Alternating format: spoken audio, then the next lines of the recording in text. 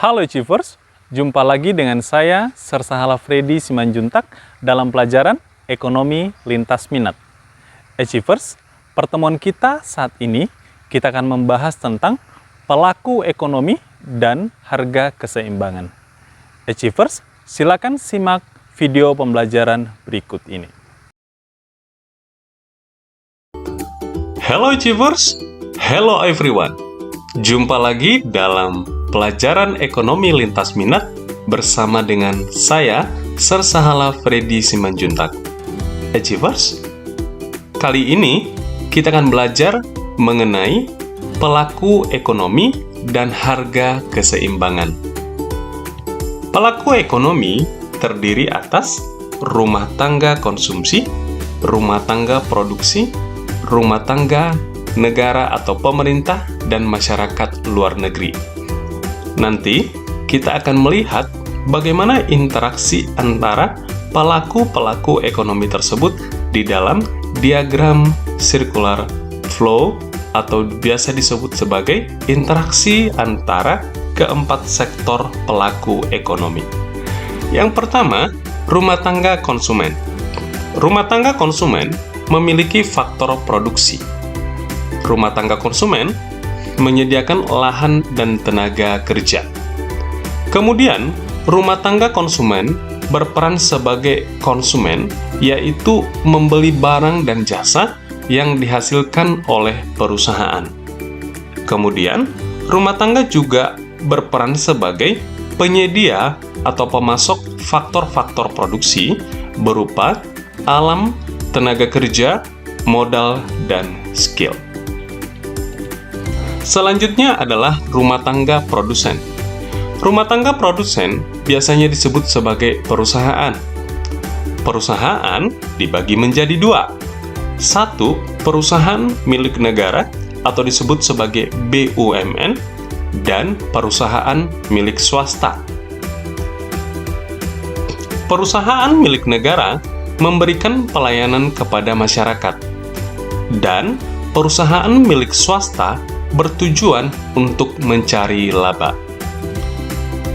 Selanjutnya, rumah tangga pemerintah. Rumah tangga pemerintah berperan sebagai produsen. Kalian masih ingat bunyi pasal 33 ayat 2 dan 3? Nah, pada bunyi pasal 33 ayat 2 dan 3 menyatakan bahwa pemerintah berperan sebagai BUMN atau badan usaha milik negara. Kita bisa lihat contohnya adalah pemerintah menguasai tambang minyak bumi yang pengelolaannya diserahkan kepada Pertamina. Kemudian, pemerintah juga berperan sebagai konsumen dalam rangka penyelenggaraan tugas-tugas pemerintahan. Yang keempat adalah masyarakat luar negeri. Masyarakat luar negeri menjadikan perekonomian Indonesia menjadi perekonomian terbuka. Dengan adanya masyarakat luar negeri, maka kegiatan ekspor, pengiriman TKI atau TKW dapat menambah devisa bagi Indonesia. Dan masyarakat luar negeri juga sering kita dengarkan memberikan pinjaman dan bantuan ke negara kita, yaitu negara Indonesia. Achievers, kita mau melihat peran masing-masing keempat pelaku ekonomi tersebut. Yang pertama adalah peran rumah tangga konsumen. Rumah tangga konsumen berperan sebagai pemakai atau pembeli barang dan jasa. Yang kedua, rumah tangga konsumen berperan sebagai penyedia dan penentu faktor produksi, yaitu alam, tenaga kerja, modal, dan skill. Rumah tangga konsumen menerima pembayaran faktor produksi dan membayar pajak kepada pemerintah seperti pajak penghasilan, pajak pertambahan nilai, dan pajak bumi bangunan. Kemudian, peran rumah tangga konsumen adalah menerima subsidi dari pemerintah.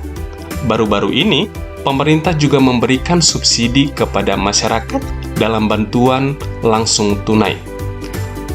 Dan Rumah tangga konsumen juga mengimpor barang dan jasa dari luar negeri dan membayar barang dan jasa yang diimpor tersebut. Yang kedua, peran rumah tangga produsen. Rumah tangga produsen berperan sebagai penghasil atau penjual barang dan jasa. Rumah tangga produsen menggunakan faktor produksi berupa alam, tenaga kerja, modal, dan skill. Kemudian, faktor produksi tersebut akan dibayar kepada rumah tangga konsumen dalam bentuk sewa, upah, bunga, dan laba.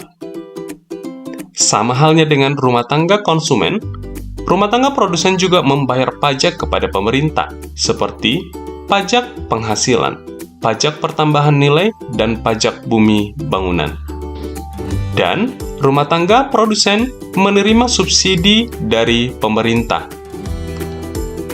Rumah tangga produsen juga mengekspor barang dan jasa dari luar negeri dan menerima pembayaran barang dan jasa yang diekspor ke luar negeri. Rumah tangga produsen senantiasa berinovasi di bidang produksi barang dan jasa untuk meningkatkan produktivitas di bidang ekonomi. Dan rumah tangga produsen menerima investasi dari investor baik yang ada di Indonesia maupun yang ada di luar negeri. Kemudian, barang yang sudah diproduksi oleh rumah tangga produsen akan didistribusikan supaya barang itu sampai kepada tangan konsumen, mendistribusikan dan memperlancar peredaran barang dan jasa. Yang ketiga, peran rumah tangga negara atau pemerintah. Yang pertama, menerima pajak dari rumah tangga konsumen dan rumah tangga produsen dan menggunakan untuk fasilitas umum seperti pembangunan jembatan, pembangunan jalan tol, flyover, dan fasilitas-fasilitas umum lainnya. Rumah tangga negara juga memberikan subsidi kepada rumah tangga konsumen dan rumah tangga produsen. Pemerintah akan menentukan kebijakan nasional, seperti kebijakan moneter, fiskal, atau kebijakan pajak produksi dan stabilitas harga. Pemerintah juga akan mengatur dan mengawasi perekonomian nasional, seperti mengadakan perlindungan atau proteksi terhadap industri dalam negeri. Yang keempat, peran masyarakat luar negeri. Yang pertama, mengekspor barang dan faktor produksi ke luar negeri, dan mengimpor barang dan faktor produksi ke dalam negeri. Kemudian, membayar barang dan faktor produksi yang telah diimpor. Menerima pembayaran barang dan jasa faktor produksi yang diekspor, dan melakukan investasi di dalam negeri. Kemudian, melakukan investasi dari warga negara Indonesia maupun Achievers. Kalian tentu sudah paham tentang materi yang disampaikan tadi tentang pelaku-pelaku ekonomi. Kita mau melihat bagaimana interaksi antara pelaku-pelaku ekonomi tersebut yang akan disajikan dalam diagram kegiatan ekonomi. Selamat menyaksikan.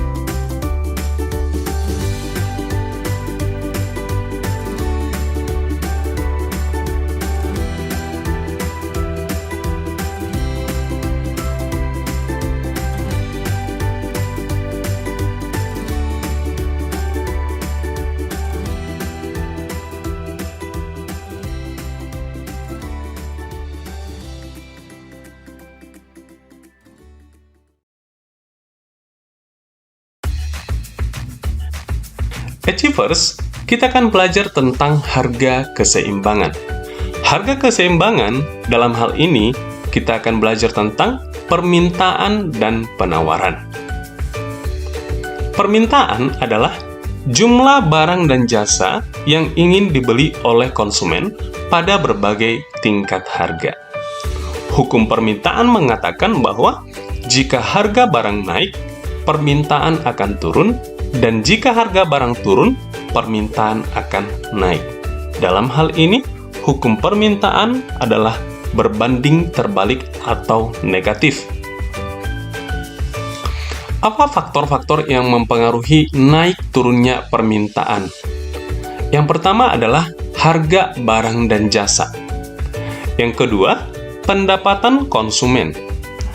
Yang ketiga, selera konsumen. Yang keempat, harga barang substitusi dan harga barang komplementer. Yang kelima, jumlah dan karakteristik penduduk. Yang keenam, perubahan mode, tradisi, dan selera. Dan yang ketujuh, hari raya keagamaan. Yang kedelapan adalah adat istiadat. Achievers, ada 3 jenis permintaan. Yang pertama adalah permintaan efektif. Permintaan efektif adalah kondisi seseorang ingin memiliki suatu barang dan jasa. Dia memiliki cukup uang untuk membeli dan sudah melakukan pembelian. Contohnya, Ani memiliki uang 100.000. Dia berkeinginan untuk membeli barang seharga 80.000. Kemudian, dia melakukan transaksi membeli barang tersebut. Itu yang disebut sebagai permintaan efektif. Yang kedua, permintaan potensial. Kondisi seseorang ingin memiliki suatu barang dan jasa. Dia memiliki cukup uang untuk membeli dan belum melakukan pembelian. Contohnya, Ani memiliki uang 100.000. Dia berkeinginan untuk membeli suatu barang dengan harga 80.000. Tetapi, Ani tidak melakukan pembelian. Itu yang disebut sebagai permintaan potensial. Dan yang ketiga adalah permintaan absolut. Permintaan absolut adalah kondisi seseorang ingin memiliki suatu barang dan jasa, tetapi dia tidak memiliki cukup uang untuk membeli dan dipastikan dia tidak melakukan pembelian. Achievers, kita mau melihat kurva permintaan. Pada sumbu vertikal, itu digambarkan sebagai tingkat harga atau P, dan sumbu horizontal itu adalah kuantitas atau jumlah barang yang diminta. Kurva permintaan bergerak dari kiri atas menuju kanan bawah. Seperti yang saya sampaikan tadi di awal bahwa kurva permintaan atau hukum permintaan berbanding terbalik. Jika harga naik, maka jumlah barang yang diminta akan turun atau sedikit. Jika harga barang turun, maka jumlah barang yang diminta akan banyak atau bertambah. Simbol D itu adalah demand atau permintaan. Selanjutnya, kita akan mempelajari tentang pergerakan kurva permintaan. Pergerakan kurva permintaan ada 2 jenis, satu bergerak ke sebelah kanan dan satu bergerak ke sebelah kiri.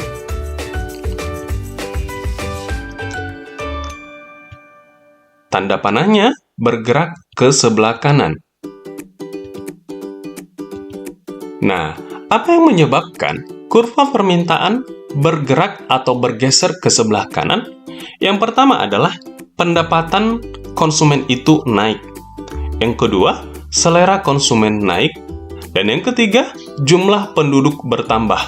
Yang keempat, harga barang substitusi dan harga barang komplementer naik. Dan yang kelima, ekspektasi atau perkiraan dari konsumen tersebut bahwa harga-harga akan naik. Nah, akibat dari kurva permintaan tersebut bergeser ke kanan, jumlah barang dan jasa yang diminta akan bertambah atau naik. Sedangkan harga diasumsikan adalah tetap tidak mempengaruhi yang disebut sebagai ceteris paribus. Yang kedua, kurva permintaan bergeser ke kiri. Perhatikan arah kurva dan tanda panahnya. Apa yang menyebabkannya? Penyebab dari kurva permintaan bergeser ke kiri adalah pendapatan turun. Yang kedua, selera konsumen turun. Yang ketiga, jumlah penduduk berkurang. Yang keempat, harga barang substitusi dan komplementer turun. Dan yang kelima, ekspektasi konsumen terhadap harga itu turun. Akibatnya, jumlah barang dan jasa yang diminta berkurang atau turun, sedangkan harga diasumsikan tetap atau ceteris paribus. Selanjutnya, kita akan mempelajari tentang penawaran. Penawaran adalah jumlah barang dan jasa yang ingin dijual oleh produsen pada berbagai tingkat harga. Hukum penawaran, jika harga barang naik, maka penawaran naik. Dan jika harga barang turun, maka penawaran turun. Tentunya, hukum penawaran ini adalah berbanding lurus atau positif. Apa faktor-faktor yang mempengaruhi naik turunnya penawaran? Yang pertama adalah biaya produksi. Yang kedua, kemajuan teknologi. Yang ketiga, jumlah produsen. Yang keempat, laba yang diinginkan produsen. Yang kelima, jumlah dan karakteristik penduduk. Yang keenam, kebijakan pajak. Yang ketujuh, subsidi. Achievers, kita juga mau melihat kurva penawaran. Sumbu vertikal adalah sumbu harga atau tingkat harga dilambangkan dengan price. Sumbu horizontal itu digambarkan dengan sumbu kuantitas atau jumlah barang yang diminta. Kurva penawaran bergerak dari kiri bawah menuju kanan atas. Nah, disimbolkan dengan S atau disebut sebagai supply. Baik, kita akan melihat pergerakan kurva penawaran sama halnya dengan kurva permintaan. Ada bergerak ke kanan dan ada bergerak ke kiri. Perhatikan tanda panahnya.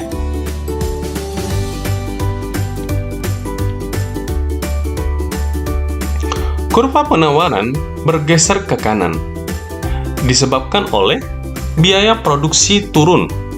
Yang kedua, teknologi semakin canggih. Yang ketiga, jumlah produsen bertambah. Yang keempat, laba yang diinginkan meningkat. Yang kelima, pajak turun. Dan yang keenam, subsidi meningkat. Akibatnya, jumlah barang dan jasa yang ditawarkan bertambah atau naik, sedangkan harga diasumsikan tetap atau ceteris paribus. Dan yang kedua adalah pergerakan kurva penawaran bergeser ke kiri. Perhatikan tanda panah. Kurva penawaran bergeser ke kiri itu disebabkan oleh biaya produksi naik. Teknologi semakin merosot, jumlah produsen berkurang, laba yang diinginkan turun, pajak naik, dan subsidi turun. Akibatnya, jumlah barang dan jasa yang ditawarkan berkurang atau turun, sedangkan harga diasumsikan tetap. Achievers, demikian pelajaran kita tentang pelaku ekonomi dan harga keseimbangan. Untuk lebih jelasnya, kalian dapat membaca buku Ekonomi Esis di halaman 111 sampai halaman 138. Sampai bertemu minggu depan. Jaga kesehatan dan saya ucapkan terima kasih.